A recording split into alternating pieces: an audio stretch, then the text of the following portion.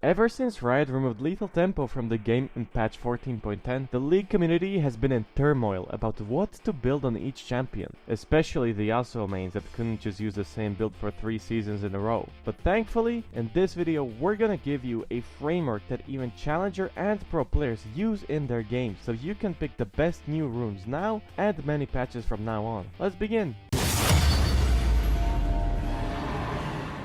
What you probably do when choosing runes is go to UGG or Blitz, search up your champion and copy the runes. This is not bad, but ideally you should understand your runes and change them based on the game. For example, last Worlds in the double ADC pro play meta, Gumayushi and Keria were both running Halo Blades instead of PTA or whatever runes currently UGG recommend. Why is that? We'll talk about it later, but for now just acknowledge that picking runes and items based on the draft, elo and the meta is important, and your runes should change from game to game. Now obviously, there are some specific champ synergies that are just so important that we pick them like 90% of the time. These include stuff like Mundo and Grasp, which he runs almost every game thanks to the synergy between the health scaling abilities and permanent HP increase from Grasp, and not changing these every game is fine. But for other champs, we need to choose one of the main damage dealing runes, which all have their different bonuses, but if you really think about it, they all just deal damage. So the main difference between them is what we call damage over time. Damage over time is really just a graph notation of damage over time, and a rune like Arcane Comet would on this graph look like this: super high initial damage and then a complete drop off. Lethal tempo on the other hand would start low but then ramp up and continue forever. Also, a bit of a side note here for the old lethal users, what it used to do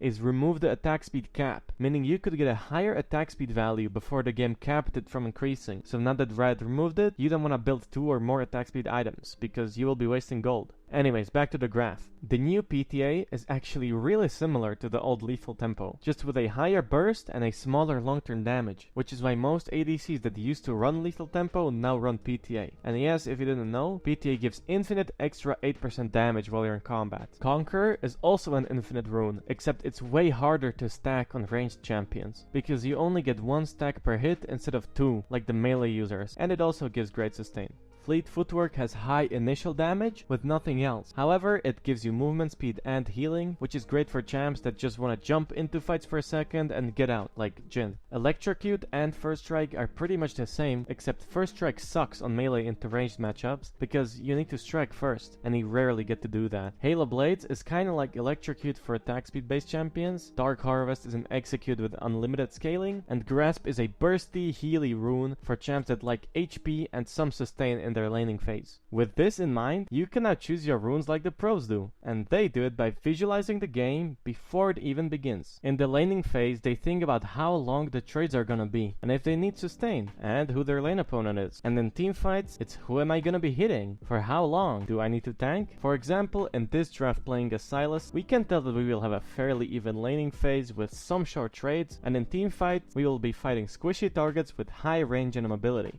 Based on the rundown we just gave you, can you pick the best damage dealing rune?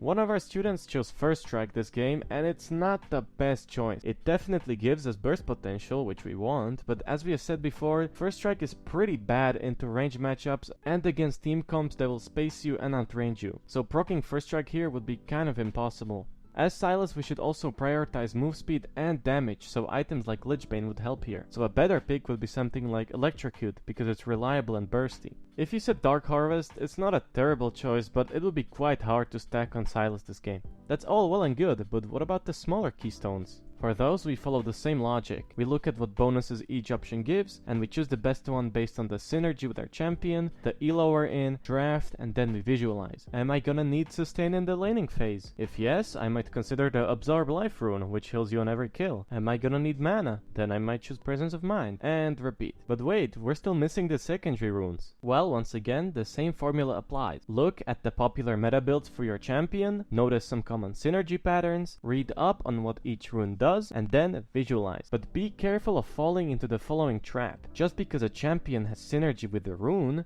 doesn't mean picking that rune is the best choice, because in a vacuum, all runes are good. So we need to look at if they are actually better than all the other runes. And so when choosing, you not only take a rune, but you also use up a rune slot, which is sometimes more valuable than the rune itself, because of course you can use a different rune in that slot. Another thing that you need to take into account is who you are able to hit. Take this draft as an example. As Jinx, we can visualize that this will be a classic front-to-back brawl with a lot of melee champions in the enemy team. Here, we will have a lot of time to keep hitting, and so maybe considering Conqueror or PTA against those beefy champs would be viable instead of Fleet that most people run. Another thing that we have to consider is what elo we are in. In low elo, your enemies are gonna be way more sluggish, their spacing is gonna be off, and the fights will be much longer as well. That means you can get away with stuff like Conqueror on Akali. The fights will be such a mess that you can hit someone all the time, and you can just funnel people into your meat grinder.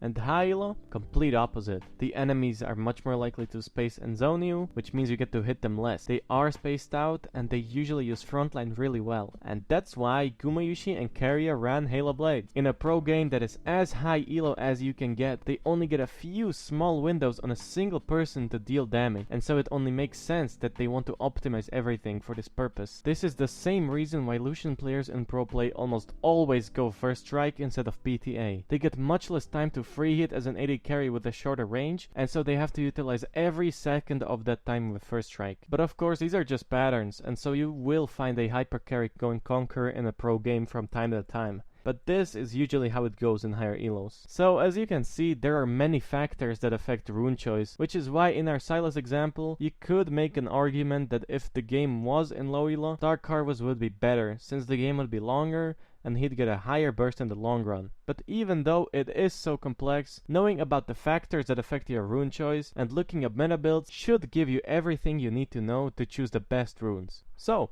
like and subscribe if you enjoyed the video, and if you want to see more league guides, click on the video on your screen. And of course, thank you for watching.